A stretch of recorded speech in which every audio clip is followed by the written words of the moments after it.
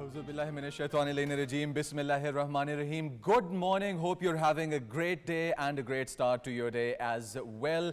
Severe heat wave was in play, but before that, your morning show on PTV World, bringing you a lot of information regarding what is happening in the political world, as well as on the side of entertainment and information. I am Muzammil Ali Khan in place of the great Shahzad Khan. Shahzad bhai will be back inshallah very, very soon. And joining me in my studios, Eesha Rehan. Eesha, how are you?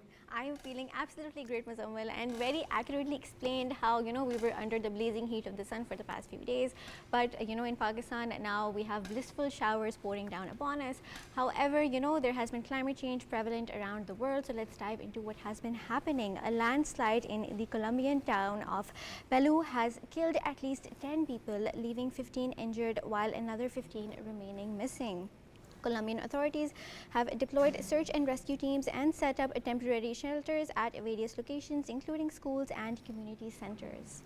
Well, since we're talking about weather and monsoon rains and landslides, unfortunate events, and you should look out. If you're out on the travel, you should look out, because talking about China, tens of thousands of people have been displaced because floods are hitting China, and they're hitting China hard. And flood hit southwest China after days of rain. More than 80,000 people were displaced in China's Guizhou province, where after heavy rain caused the Dulu River to burst its banks, flooding several counties. Now, we are talking about displacements of thousands of people, and this happens in monsoon and during the monsoon rains. Pakistan is also facing a lot of downpour as well, especially Islamabad, but Islamabad turns into this blissful place full of good vibes and lively, scenic scenes. You can see on your screens these visuals from Islamabad during rain, and I think these visuals are from our PTV center here. So this is a beautiful place now. And to talk more about this, we actually have Miss Zahra Hassan, who is the General Manager at NDMA, to break down what this means for the Pakistani communities and how can we survive this downpour. Assalamu alaikum, Zahra. How are you feeling today? Walaikum salam. I am good. Thank you very much. Zahra, can you please tell us that in Pakistan, mostly in urban cities like Lahore, Karachi and Islamabad, we face a lot of urban flooding during the monsoon season. So what kind of guidelines would you tell the government and the citizens to follow to protect themselves? Okay, before that, I'll just tell you about the current spell of the monsoon. We also call it early monsoon, which have stronger impacts on the northeastern side of the Pakistan and also the central and the southern side of the Punjab as well. We also witness some of the urbanized or the localized flooding in the cities like Lahore, Rawalpindi, and also in Islamabad, Gujranwala, and Faisalabad as well. So for that, I would say that the communities and also the local authorities, they should take all the proactive measures for the disaster preparedness and the response, and also avoid to go to the building especially which is weak in nature. So these are the two major precaution measures that should be undertaken. Now, we have certain places down south, we have certain places in central Punjab, and then of course there's the northern part of Pakistan. What are the reports regarding flooding, and how does the NDMA ask people to stay safe, and the numbers that we could call, or probably help that we could seek in times of flooding, flash flooding? How can we prevent damages and all? In terms of the urban flooding, we have not seen any major flooding, particularly in the Sindh province, but we have reported some of the cases of the localized flooding in Punjab province particularly. And in case of the Gilgit-Baltistan, Azad Jammu Kashmir, or the northern areas of the Pakistan, we have witnessed some of the road blockages, the flash flooding events. Yesterday, we have reported one of the flash flooding events in the Hunza district, which ultimately the river actually changed its course directly and it diverted to the river which is near to the Lexus Hotel. This is one of the incidents we have reported yesterday, and there are multiple flash flooding that have also been reported because of the current spell in the northern side of the Pakistan. So I would request the communities and also the local authorities and all the relevant departments to please upload the mobile app of the National Disaster Management Authority, which is named as Park NDMA Disaster Alert app. It is available on both iOS and Android. You just download it and get all the information in the form of advisory, alerts, along with the precautionary measures. All right, thank you for giving such a detailed breakdown and guiding our audiences how to, save themselves. And speaking of how June, July has started, there's summer vacations, people want to explore and go to the north. So are there any landslides prevalent in certain areas of Pakistan that we need to be aware of? All right, I think we have lost Zahra right now. So, talking about these vacation spots, I think it is important to check the weather before. Like I said, Pakistan NDMA app is available on your app stores and on your phones. Download that. There are all advisories on there, details on there. Also, if you feel that there is a problem that has not been uploaded, information about it, do upload it, do contact them because it is for the betterment of all. How do you like monsoons, by the way? I enjoy it a lot. I think it is very blissful. However, we need to be cautious about where we go and when we go, and we need to be updated with the weather app, as Zahra told us. Well, since we are talking about monsoon and monsoon rains, there is something that brings me back to my childhood. I used to be the kind of kid who would run out into the rain and love to play cricket, football, and maybe just, have a good time. Were you one of those kids? I was, and one of our old childhood homes in Sargodha, we had a lawn that was very deep, so whenever it would rain, so it would flood. So it was like a dirty, muddy pool, and we would be playing with all the cockroaches and the bugs. All right. and And we are going to dive into, from that pool, straight into the international news. Because when we are talking about international news, first of all, International Day Against Drug Abuse is being observed. Illicit trafficking is also under discussion. And with this, what important message I would like to give to our viewers is that stay on the lookout. Sometimes our mental health requires active observation. And when we are not in the right place mentally, we sometimes slip. And that is the time when we are most susceptible to indulging in drugs and such activities, which are harmful to our families. They're harmful to our health as well.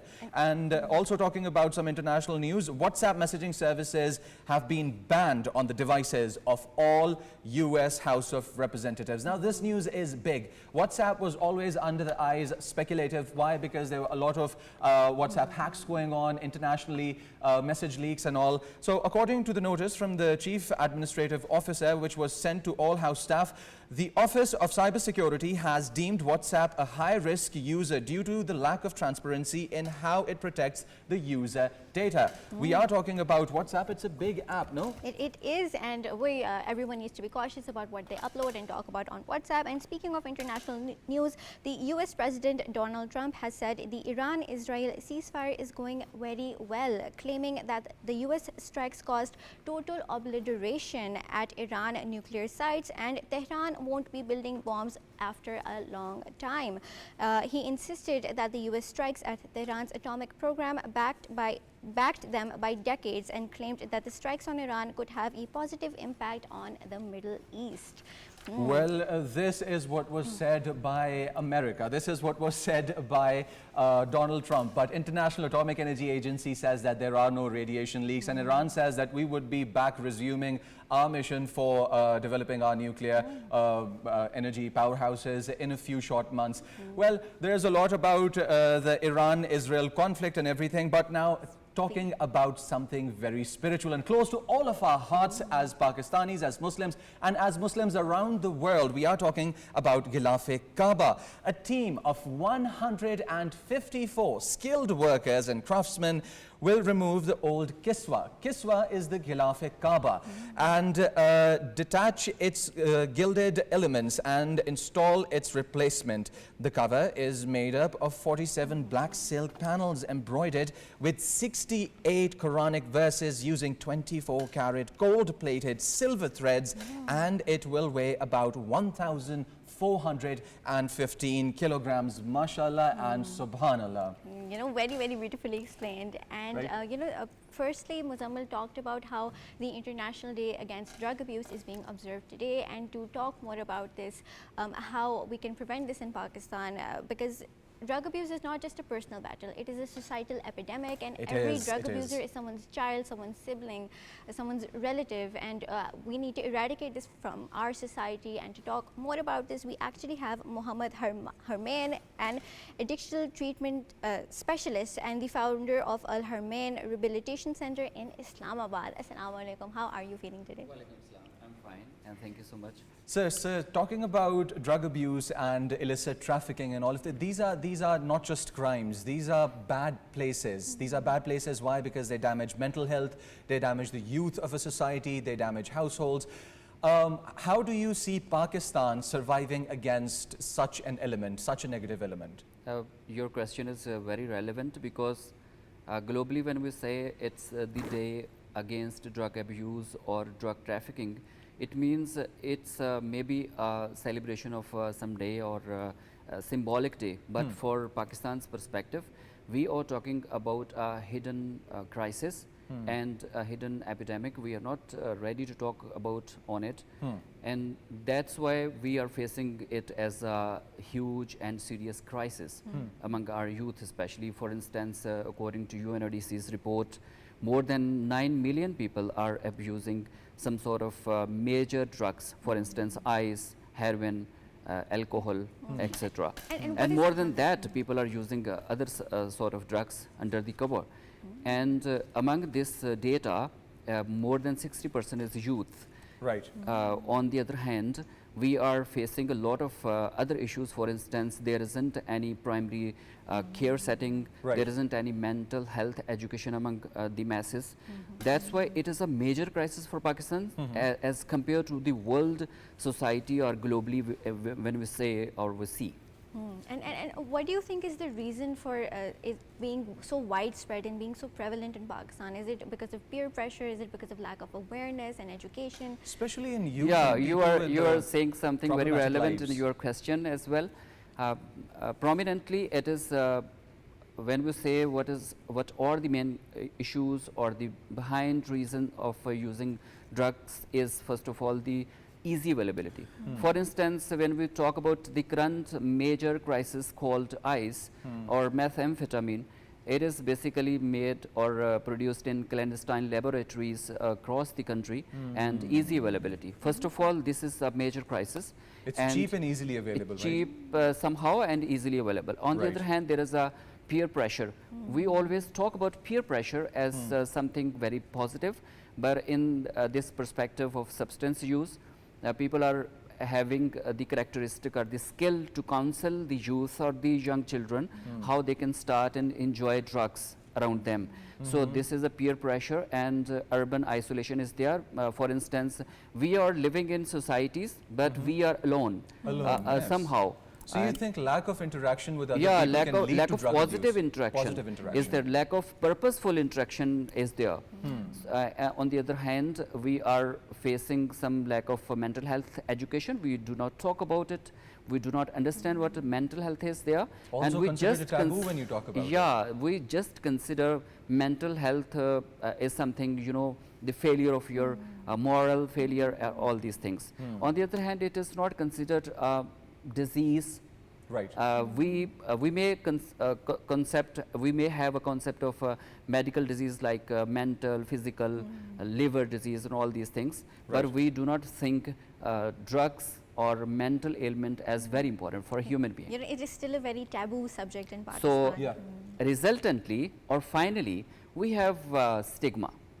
We feel shame to talk about it. So that is the major barrier today for us as service providers, for you as spreading information, for government as policy making, for the masses to accept this as a disease. Right. Otherwise, it is definitely a disease, not a moral failure. It needs help. It needs consideration. It needs to be integrated into the other, and with the right health kind services. of help at the right time, it can be cured. It can, if it cannot be cured.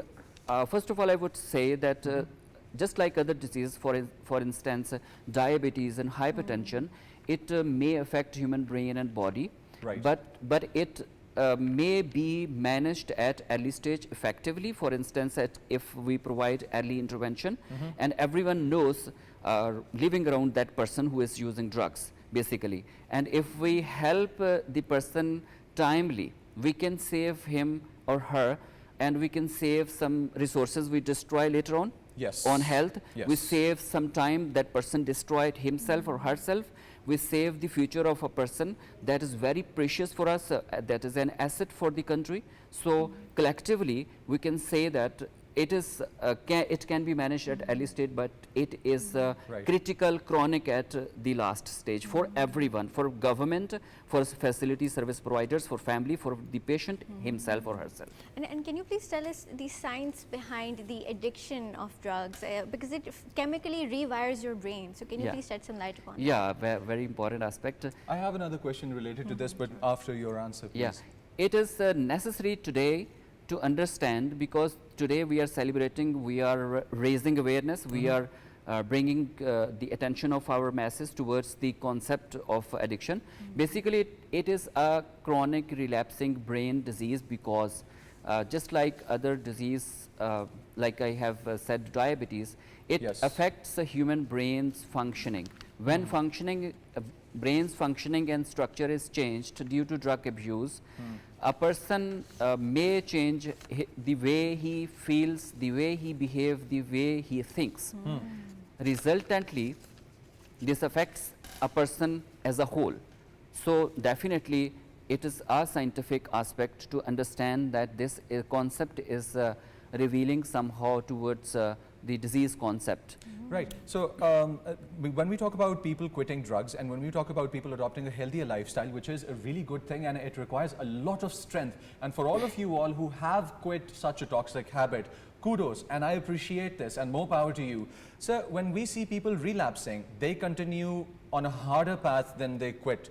If they were consuming a small amount, when they relapse, they start consuming larger amounts than before.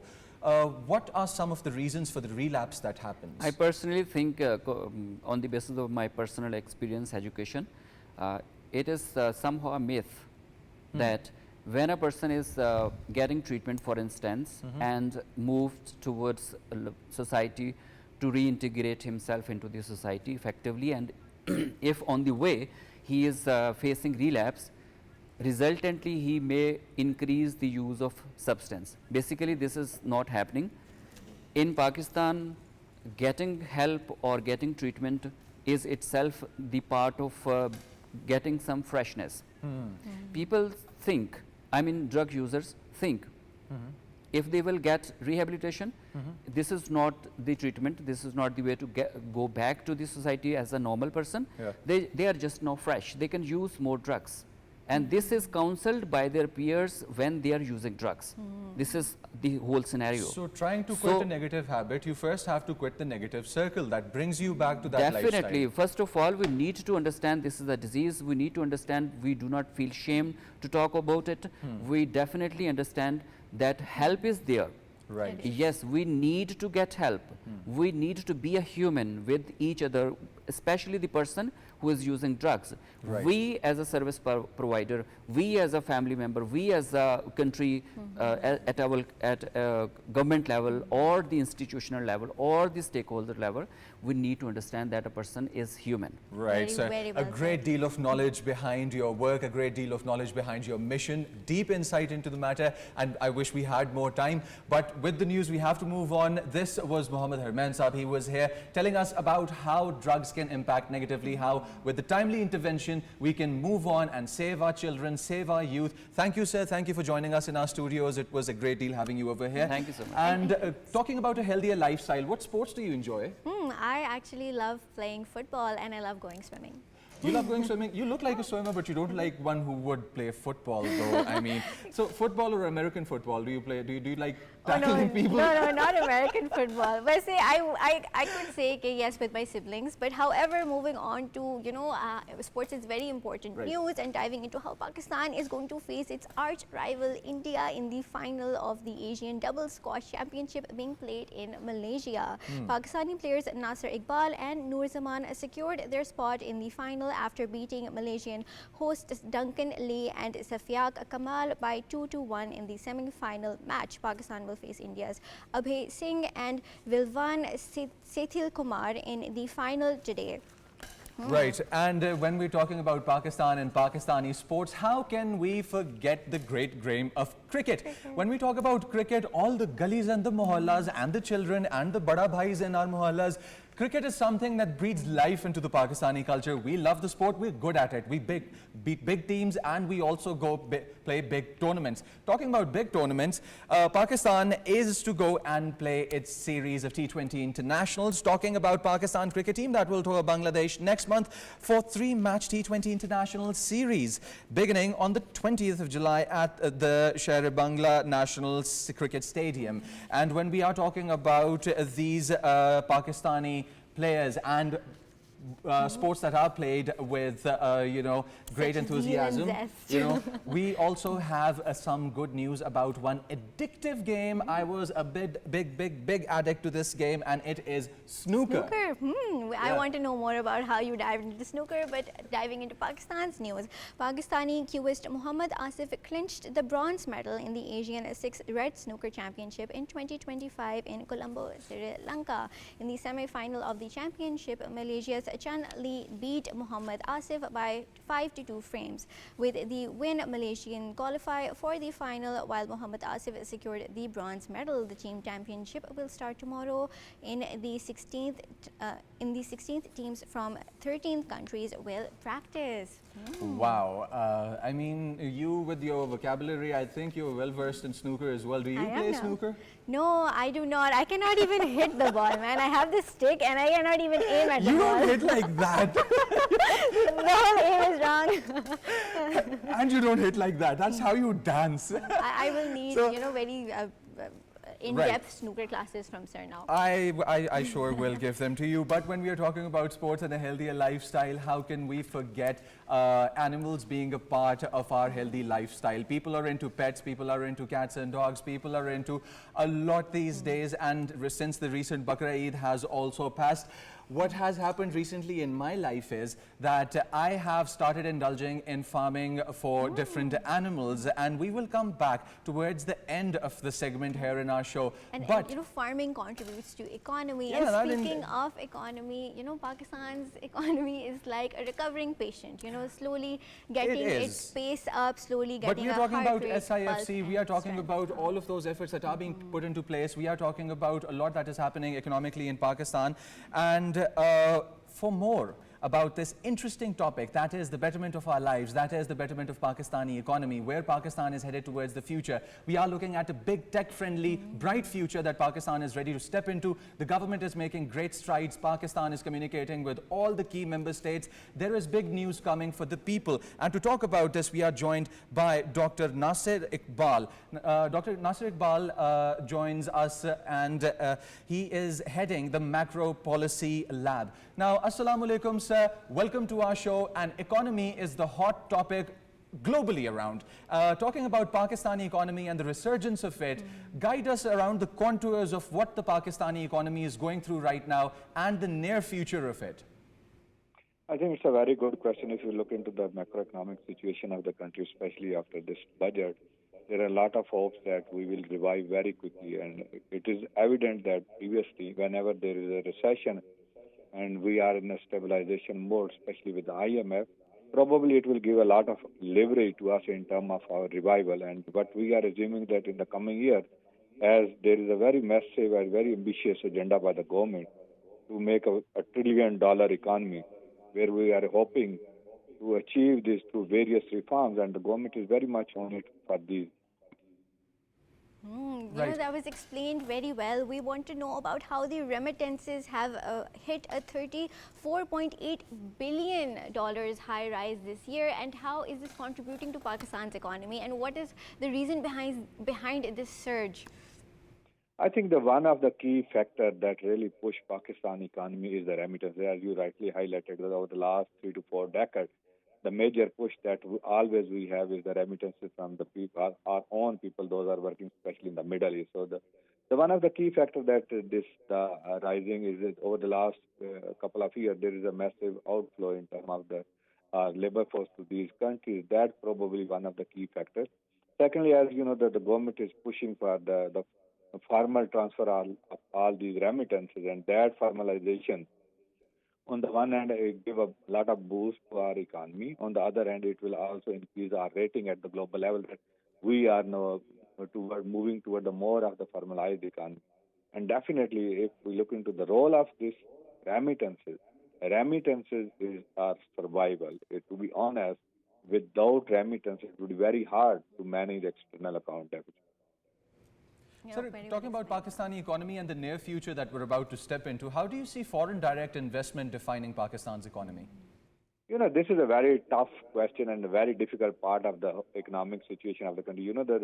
The FDI basically linked with the overall macroeconomic situation of the country as well as the security situation.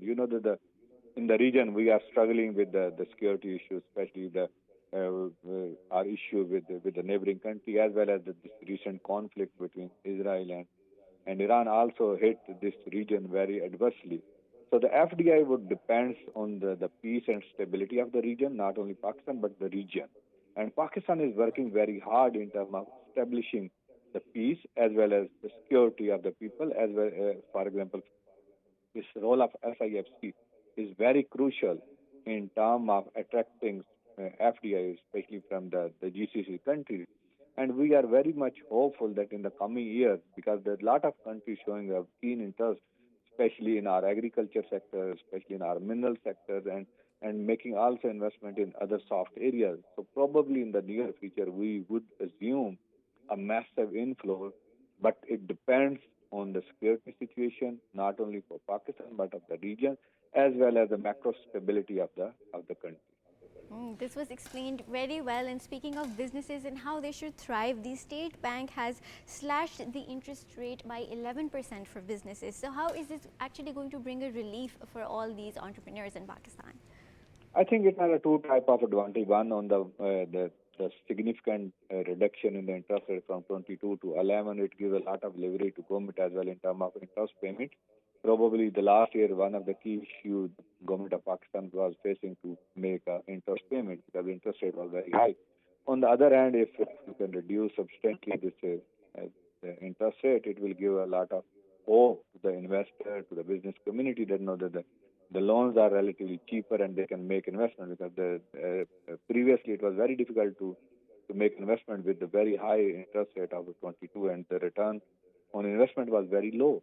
So the sluggish progress or the prosperity of the economy was also linked with very high interest rate and instability within the system.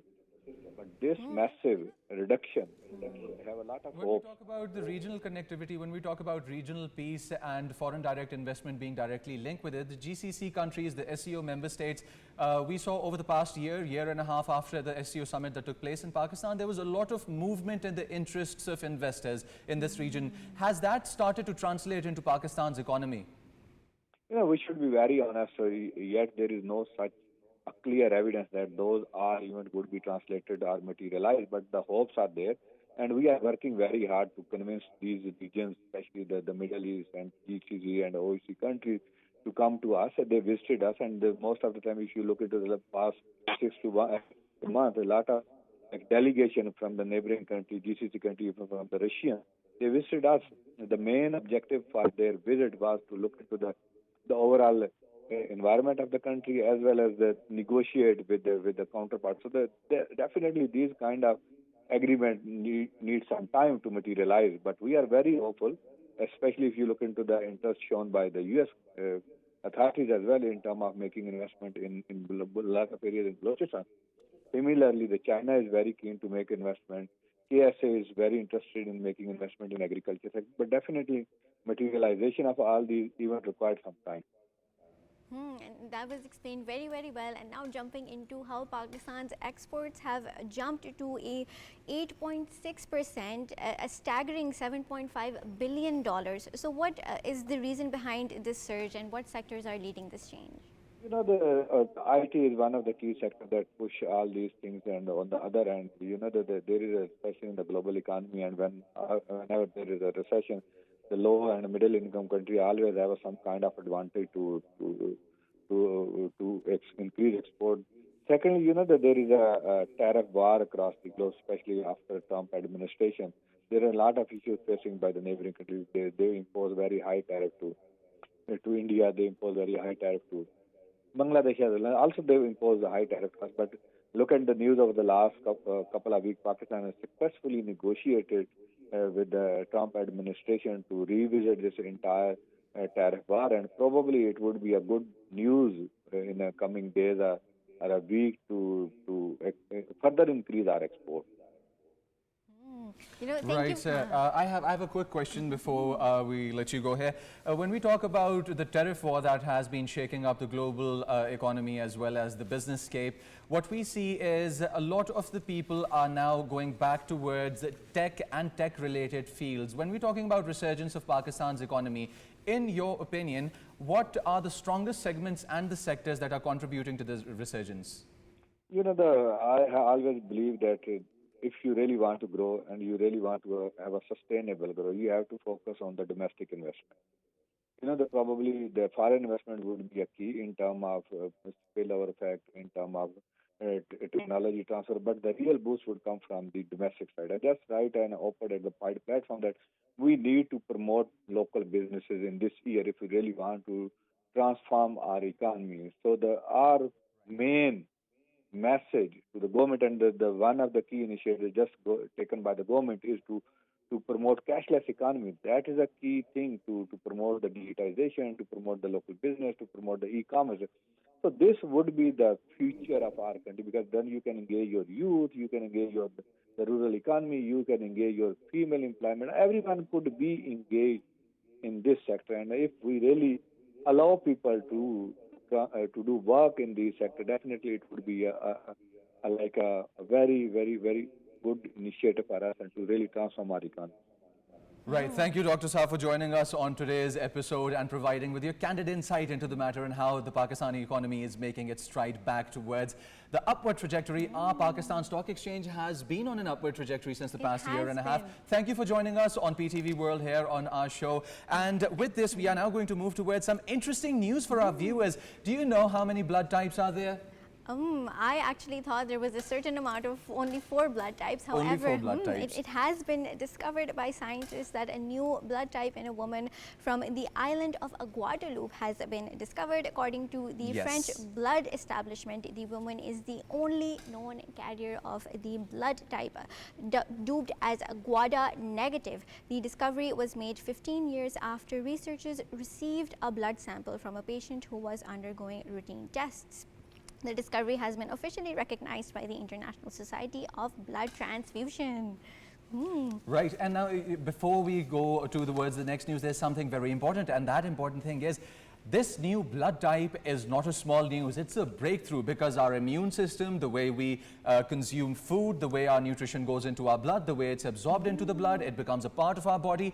Everything straight from a child born towards how they proceed through their lives, how their body interacts with their environment and how they respond and grow, everything is in our blood type. And a new blood type basically means that we might be on the verge of a breakthrough, scientifically talking about diseases and things like diabetes and other things. Now, moving on to some interesting news, Vera Rubin Observatory releases its first image. A new astronomical observatory with the largest digital camera in the world has captured its first breathtaking images, revealing some incredible views of the distant galaxies. The Vera C. Rubin Observatory, which took 2 decades in the making, that is a long time, is located in the northern Chile with its telescope, and it perched high up into the Chilean Andes. Observatory released pictures of millions of galaxies and thousands of asteroids. My God, look at that beautiful canvas of the universe. Beautiful and mesmerizing, truly, truly breathtaking. And thank you for this fascinating news, Muzammil. But we need to dive into a very, very important element of this segment that we are going to do today, and that is regarding the innocent eyes and the wagging tails that look at us with such innocence as they roam around the streets of Pakistan. Unfortunately, Pakistan houses thousands of stray dogs which are exposed to the life of fear and hardship, and dog culling is still very prevalent, even though WHO's guidelines have been stated regarding how we can neuter dogs and spay dogs and release them back into the environment. So to talk more about this and how we can protect the lives of these dogs, we have with us Professor Altamush Saeed, who is an expert in the animal and environmental law at NUST. Assalamu alaikum, sir. How are you doing? So how are you doing today? I'm doing really well. Talking about dogs and all, I have been owning pets since a very long time. Now, this industry of pet breeding, I later got to know, is a very cruel industry. Absolutely. And if we cannot take care of the animals that are already around us, we shouldn't go spend money on animals that is being used by people who are breeding those animals just for the purpose of earning money. So, starting with that, do you see people dropping off their pets when they can't handle them anymore?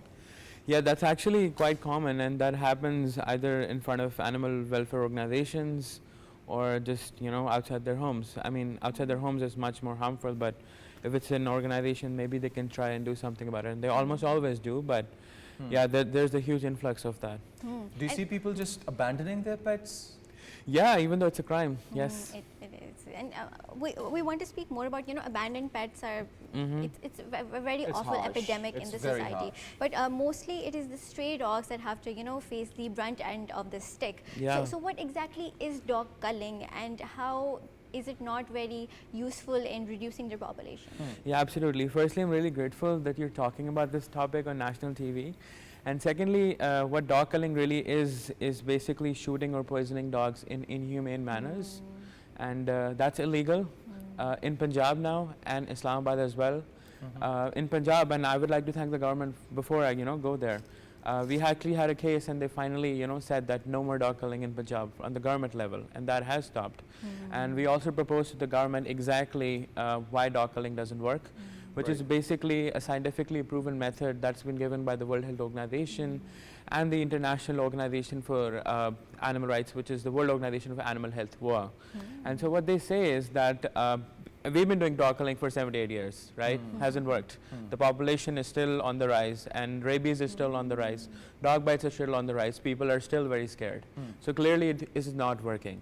And so what these organizations proposed was that you need a scientific method around it, which is basically TNVR, but for the common man or the common person, it's just mass sterilization and mass vaccination. Right. So initially what you do is you pick up a dog, you vaccinate it, basically removing all possibility of rabies and other diseases which can transfer to human beings, and then you have to sterilize it. What really happens then is that the hormones inside those dogs go away. Just like men have testosterone, dogs too. Right. It's similar biology. Right. And afterwards they basically lose their ability to bite, as do men in many situations. Unfortunately, but yes. And then you have the comparison there. because men need to get that. Men need to understand. And then later we have to relocate those same dogs where they were found. The reason for that is just like men, dogs are territorial. Right. Right? So if they leave a space, another dangerous dog will come in. Right. So you have to follow this entire method to ensure the population is controlled. And literally every country in the world is doing it. All of our neighbors are doing it. Even Bangladesh is doing it, even though we're formulated afterwards. Right. And now we are trying to do it as well. So in Punjab, we have a new animal birth control policy that was codified by a High Court decision of my case in January 2025. And later we had further decisions that this should be implemented in letter and spirit to the lower High Court. And yesterday we had a similar hearing at the Islamabad High Court as well, asking for the implementation of the same policy because it doesn't work. And in a nutshell, that's what the scientific solution is. That All was right, I have a question, and that is because I own dogs. I own Rottweilers and Doberman. Both of those breeds are said to be very aggressive, but the males that I own are not neutered, and the females that I own are not spayed. I just keep them in separate cages. I decide when they eat, when they come out, their exercise, training routines and all. And my dogs are very friendly with children and other dogs and other animals as well, even around aggressive animals. And that is because I hired a trainer to train me how to train my dogs. Do you think education is important it's important to educate people how to treat animals, so even if there is a stray dog, the people are treating it nicely and in an appropriate manner and doesn't go out there biting other dogs, other children, other people? Absolutely. So the people assume is that whenever you see a stray dog, it has rabies. That's actually incorrect. And the thing is, if people understand how to interact with animals, not just dogs, we will have a better empathetic society as well. And the other thing is, in our education system, there's absolutely nothing on animal welfare. People actually do not know how to approach animals. Animal welfare, animal psychology, all of these subjects aren't And there. the problem is that whenever we see something unusual, it's a human response to attack it, right? Yeah. But if you're taught that no, the animal is also equally scared of you, which it is, you can basically find some solutions on how to work around it. And then dog training for people who own dogs is a very high responsibility. I mean, I'm not going to talk about Islam, but there's a huge part of the religion that talks about animals. This reminds me of my trip to Turkey. I visited Turkey, and I saw the cats over there. They're so friendly. You know, every building actually has dog food and cat food outside. So Yeah. dogs and cats, they're actually so fluffy And people treat them fattened with up. so much love that they don't go around biting. When you are going to lift up a stone at the first sight of an animal, hit it with it, the first response that you're training in that dog is to attack you when it is of age and of strength. So you right? yourself are igniting. And the other thing is, which is beautiful, is that, you know, in a society where animals are thriving, there's actually less crime rate. There's less violence. Oh, wow. Yes, and there's a study on this. So what's the correlation? So I'll explain it. It's called the link, literally. Right. And what it really means is that in societies where animal violence is really high, people, men mostly, who commit the violence are more prone to become criminals and are more prone to commit domestic violence. Right. There's not a study here in Pakistan, but it's internationally proven. Right. And we already have huge domestic violence issues. I definitely believe there's a huge link between, because, you know, it's always the men who have to protect, to take that role. They're not doing it out of intent. The intent isn't the problem. But they actually don't know what to do. And as a result, when they harm them, and their own psychology changes as well. Because if it's allowed to harm an animal, then it's okay to harm a human being as well. And let Right? me elaborate Exactly. on what kind of harm is seen. I follow a few shelters on Instagram, and I see poisoned dogs. I see dogs who have acid thrown upon them. Their skin is, you know, God. shedding away. I've seen dogs with broken jaws, broken bones, and then of course they're quite frequently shot at. Yeah. So it's very horrendous. So what type of steps can shelters take to educate people and welcome new pets? So firstly, shelters need help as well. So there's literally very few shelters. And the thing is, because you're trying to solve a problem on the street, it has to be solved on the street as well. You can build 1 billion shelters, they will never have the enough space to keep all the stray dogs in. So Exactly. whenever people say, just take this dog, it's not going to work in It's the not long gonna term, work. because there's limited resources. So those stray dogs have to be treated on the street, the vaccination, the sterilization, relocated back to where they are. And that's literally the only way. In a few years, their population will go down. It has to, because they're not able to reproduce, right? Right, right. And they're also docile, and given the fact that they're there, they're not going to let other dangerous dogs come in. So it's actually a safer society for everybody. And shelters, what they can do is, within their limited capacity, they can do a lot of education work, they can do a lot of vaccination and sterilization work, and helping the government do the TNVR part of it. Because we're actually at a crossroads. For the first time in Pakistan history, dog culling is banned in Punjab and Islamabad. The government did that. We asked them, but they did it. And now we just want to work with them and find a solution. So we're actually on the same level. All right, so talking about your dogs and the pets and the cuties that you've rescued, what is that one character, that one dog or one cat that is the closest to your heart? It's my cat, because in 2018 she came into our life and she rescued me. Wow. Mentally. Right? That is beautiful. How So that poetically changed put together. everything. Yeah. I had a dog, his name was Blade. He was a Doberman, botched ears because somebody decided to cut the ears and their tail. Yeah. I went to that specific place to get myself a bull mastiff. But I ended up seeing this poor thing lying on the ground just in pain with maggots inside of the ears infested. I brought that dog into my life. That dog handled my life in a way that it relieved me of my pain. Yeah. It wasn't me helping him, it was him helping me. Absolutely. It was great having you on this show and discussing this topic with you. It was a beautiful discussion, Professor Saab. And Likewise. inshallah ta'ala, we'll have you over again. And when we do a special for our animals here in Pakistan, we will have him over again and discuss this important, beautiful topic. By the way, before I close the show, I think you also have dogs and Yes, pets, I right? actually have 3 dogs. What's the oldest one called? What's his name? Okay, so the oldest one is called Ripper. Ripper. And then we have Muffin. Muffin. And then Okay. we have Liza. What's your cat's name, Professor Saab? Oh, they're all Punjabi names. So Punjabi names? the name Good. of the cat is Mao, and her kids are Majnu, Heer, Mola Right. Jat, that kind of stuff. Wow. All right, ladies and gentlemen, dear respected viewers and everybody else who's watching us, we will be right back on the weekdays with other episodes, more interesting news coming your way. Be sure to check out our YouTube channel, our Instagram handle, and also our website, world.ptv.com.pk. Until next time, it's Muzammil Ali Khan and Eesha Rehan signing off. Take care and good morning. Good morning.